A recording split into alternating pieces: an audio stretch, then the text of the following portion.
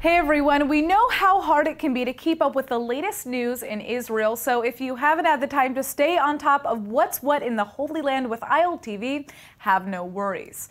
It's time for our new show this week in Israel, where we'll give you the scoop on everything you need to know about the last 7 days right from Tel Aviv. I'm Natasha Kirchuk, here to keep you informed.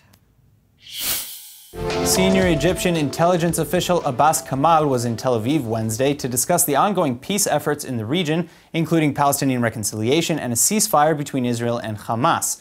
This also comes amidst ongoing talks with other involved parties in Cairo, including both the DFLP and the Popular Front for the Liberation of Palestine terror group.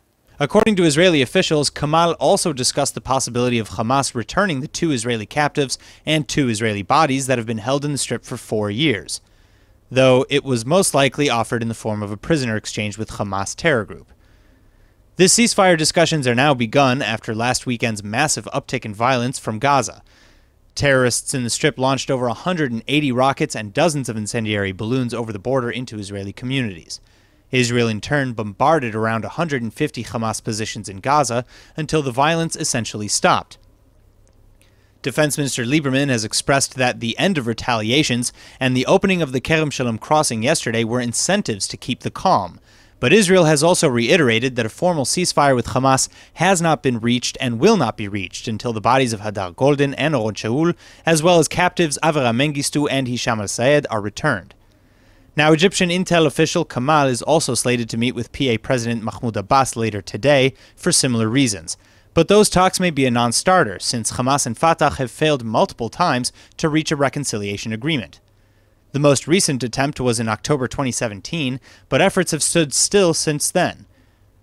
Further, Abbas even just made a speech on television yesterday, reiterating his belief that Hamas, quote, principally does not have intentions to achieve reconciliation, end quote. In related news, the United States' Middle East peace team has just released a joint statement regarding their long-awaited and still undisclosed peace plan. Officials close to the team said, quote, no one will be fully pleased with our proposal, but that's the way it must be if real peace is to be achieved. Peace can only succeed if it's based on realities, end quote. Unfortunately, that too may be a non-starter, though, as the Palestinians have largely ignored the United States as a partner in peace ever since December 2017, when President Trump announced recognition of Jerusalem as Israel's capital. Formal talks between Palestinian and American officials since then have been practically non-existent. New reports by Israel's Channel 10 News are now alleging that Israeli Prime Minister Netanyahu and Egyptian President Abdel Fattah al-Sisi held a secret meeting in May to discuss a ceasefire with Gaza.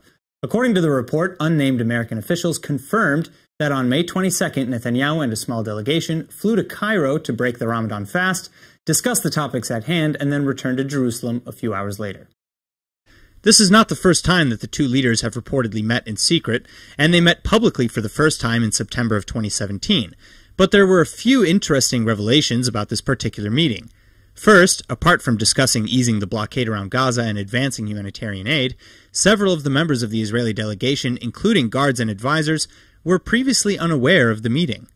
Second, President Sisi apparently insisted that the PA must take control over Gaza, even if it meant a gradual transition and that Hamas may retain some or all of its military might.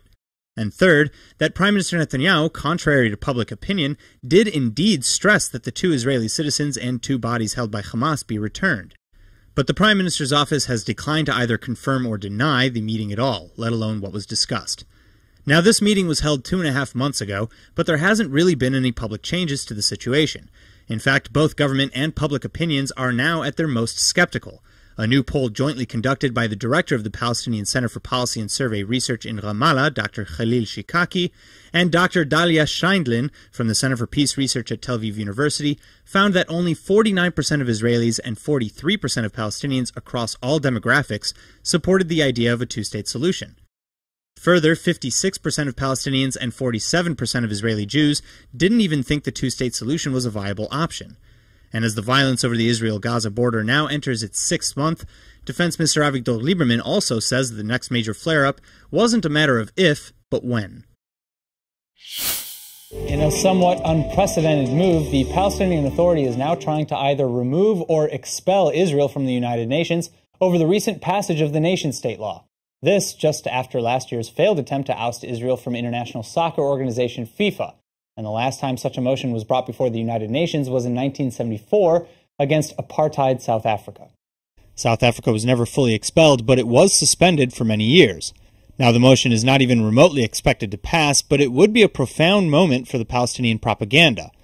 To pass either an expulsion or suspension, the UN would need to pass the Palestinians' motion by a 2/3 majority vote in the General Assembly, as well as get 9 votes at the Security Council, including all 5 permanent members. The permanent members include the United States, Russia, China, Britain, and France, at least one of which would be sure to kill the motion dead in its tracks. But the Muslim and Arab nation-states of the world have a de facto majority in the General Assembly. So while the motion overall wouldn't be enacted, it could still pass in the GA, causing a public scene that would no doubt be viewed as a major victory for pro-Palestinian and BDS groups. It's for this reason alone that despite the near certainty that the motion will fail, the PA will still likely pursue it. According to Israel's Yediot Ahronot News, the PA will attempt to use the recently passed nation-state law as proof that Israel is violating Chapter 2, Article 6 of the United Nations Charter. The article states that a member of the UN which has persistently violated the principles contained in the present charter may be expelled from the organization by the General Assembly upon the recommendation of the Security Council. Israeli officials have continued to support the nation-state law, however, as simply a law that ensures the Jewish character of the country. And as for the bid at the UN, Deputy Minister for Diplomacy Michael Oren released a statement reading that, quote, even without the nation-state law, the Palestinians' goal was and remains the same goal, to eradicate Israel from the map, and that this is not what peace looks like. This is what perpetuating the conflict looks like. Defense officials have announced the reopening of the Kerem Shalom crossing this morning after several days of calm, though this is despite yet another 4 incendiary balloons from Gaza landing in southern Israel Tuesday, which thankfully, however, failed to cause any fires. Now, Kerem Shalom was closed initially on July 9th to everything but medicine and food. Then a week later, fuel was stopped. But now, in addition to the crossing opening to full activity, 730 trucks, including 35 truckloads of construction material and fuel, were approved to go into the strip. And in addition, Gaza's fishing area will be extended to 9 nautical miles. ממעלה מ3 חודשים לא באתי לפה וכולם חוטפים מזה, גם הנהגים סבלים מזה וגם הפלסטינאים, הסוחרים, העם, וזהו, אני מקווה שלא יהיה יותר בלגן. Not everyone is happy about the outcome, though. Education Minister Naftali Bennett accused the Defense Minister of rewarding Hamas with a, quote, prize in return for 130 days of terror. This was in reference to the now 6-month-long March of Return protests. Bennett explained that, quote, this quiet will award Hamas total immunity to replenish tens of thousands of rockets threatening all parts of the country and allowing them to launch a war against Israel at a time and under conditions most convenient to them, ultimately leading to the opening of 2 highly dangerous fronts to the north and to the south, end quote. Lieberman, speaking this morning to Army Radio, however, said that Hamas has been significantly weakened over the last few days and understands that the next conflict would be much harsher. He continued that a ceasefire was never signed and that so long as there is quiet, Gaza residents will benefit. Along similar lines, some Israeli officials are now actually calling on the United States not to withhold funding from Palestinian refugee agency UNRWA, at least not in Gaza. This despite many other top ministers, including Prime Minister Netanyahu, supporting the idea that UNRWA supports terrorism. Still, now that UNRWA is practically broke, the organization fears that it may not be able to open schools for the 2018 school year. That means no jobs for thousands of teachers and staff, and over 500,000 children on the streets in the Middle East rather than in school. A situation that Israeli security and diplomatic officials say might deteriorate the humanitarian situation, in Gaza especially. هذا القرار سيعدم 1000 أسرة وكل أسرة متوسط الناس اللي في المجتمع 6 سيتحول 8000 عنصر في المجتمع إلى الجوع. We are running on empty. We simply don't have enough money to pay 22,000 teachers who in 711 schools provide a daily education for over 500,000 children in the Arab states and territories around Israel. The prospects of 500,000 children not in UN schools but on the streets of the Middle East is absolutely terrifying, and the international community should rightly be utterly alarmed. Prime Minister Netanyahu on Sunday threatened to schedule early elections if a solution to the ultra-Orthodox conscription bill cannot be found within the next 2 weeks. After deeming the existing draft law as unconstitutional this time last year, the High Court of Justice gave the Israeli government a deadline to formulate a new policy. That deadline has now also been pushed to December 2nd after secular and religious factions within the coalition failed to come to terms. The current draft of the conscription legislation requires yeshivas, or ultra-Orthodox learning institutions, to meet quotas for the military draft. If the quotas are not met, then financial sanctions in the form of reduced state assistance can be levied, in increasing amounts per year. But religious parties will not support the motion in the Knesset. Netanyahu largely blames the situation on Health Minister Yaakov Litzman, who also heads the ultra-Orthodox United Torah Judaism Party. Litzman has been vocally opposed to the draft legislation and has threatened in the past to leave the coalition. Speaking to top ministers yesterday, Netanyahu said that the coalition would have until the next cabinet meeting to solve their problems. Otherwise, the cabinet meeting will change focus to setting a date for elections. Netanyahu said, quote, "The ball is in Litzman's court. If ultra-Orthodox parties want to reach a compromise, we can get through this," end quote. Notably, however, Litzman was absent from the meeting, as was Defense Minister Avigdor Lieberman, who stands on the opposite side of the debate and is a big proponent of the bill. Also worth noting, however, is that perhaps the ball isn't in Yaakov Litzman's hands as much as the Prime Minister may think. According to Haaretz writer Yossi Vertner, quote, "A Hasidic rabbi will decide if Israel goes to early elections," end quote.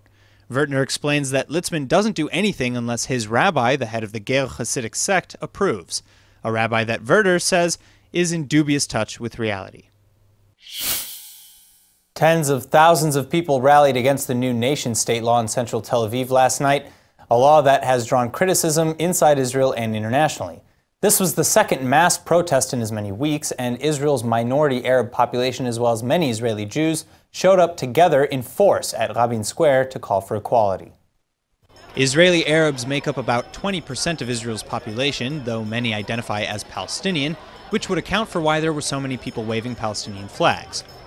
Now, while supporters of the bill continue to adamantly explain how the law only enshrines Israel's Jewish character, protesters at the rally, including members of the Druze community who led last week's mass demonstration, said the law is undemocratic and undermines civil equality.